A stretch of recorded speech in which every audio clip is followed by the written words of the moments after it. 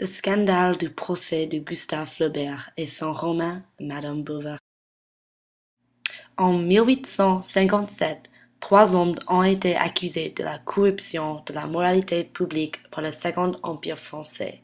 Ils étaient Léon Laurent Pichat, rédacteur en chef du magazine littéraire Revue de Paris, Auguste Alexis Pillet, l'imprimeur pour la Revue de Paris, et Gustave Flaubert, l'auteur de Madame Bovary.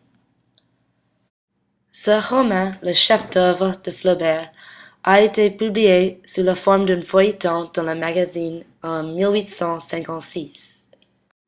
Au milieu du XIXe siècle, la répression qui a suivi la Révolution de 1848, avec la prise de pouvoir par Louis-Napoléon Bonaparte, a installé une bourgeoisie réactionnaire.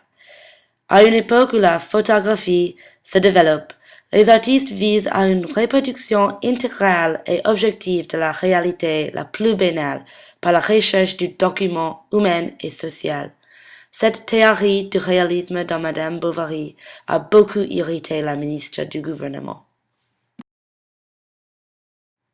Emma Bovary, le personnage principal du roman, est la femme d'un médecin qui a les affaires adultères et vit au-delà de ses moyens pour échapper à son mariage sans passion et les banalités de la vie rurale.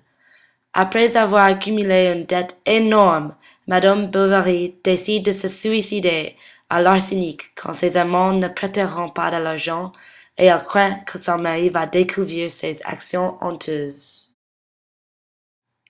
Au palais de justice du Paris, Gustave Flaubert et les 2 autres hommes ont été accusés d'offenser la moralité publique et la religion avec ce texte. Le gouvernement pensait que le réalisme extrême de ce roman a compromis le consensus moral et religieux dans la société, et il a menacé la sécurité publique. Libéral dans ses points de vue, la Revue de Paris a attiré l'attention du régime de Louis-Napoléon. Il avait déjà reçu 12 avertissements du Second Empire avant la publication de Madame Bovary. Selon un décret de 1852 qui a institué des mesures répressives sévères contre la presse, une 3e infraction provoquerait la suspension de la revue par décision de l'empereur.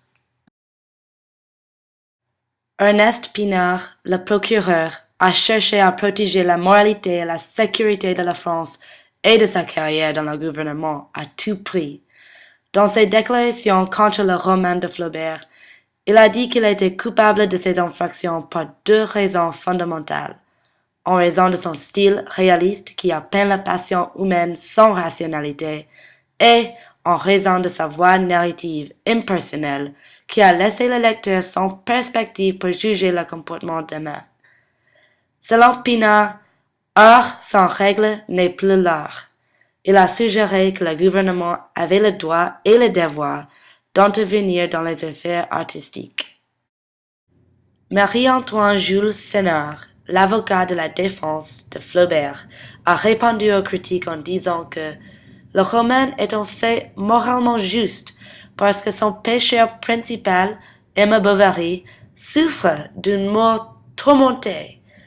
Et ainsi, Sénard a estimé que le roman a fourni son propre jugement. À la fin, le juge a acquitté les 3 hommes. Il a dit que le travail de Flaubert appartenait dans le domaine de l'art et de l'art seul. Avec cette décision, le juge a établi la notion d'autonomie pour une œuvre d'art et l'artiste.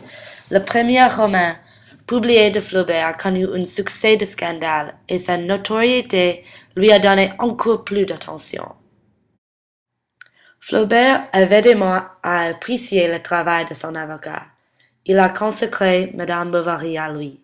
L'inscription dit « C'est à vous, surtout, que j'en dois la publication. » Merci, mes amis.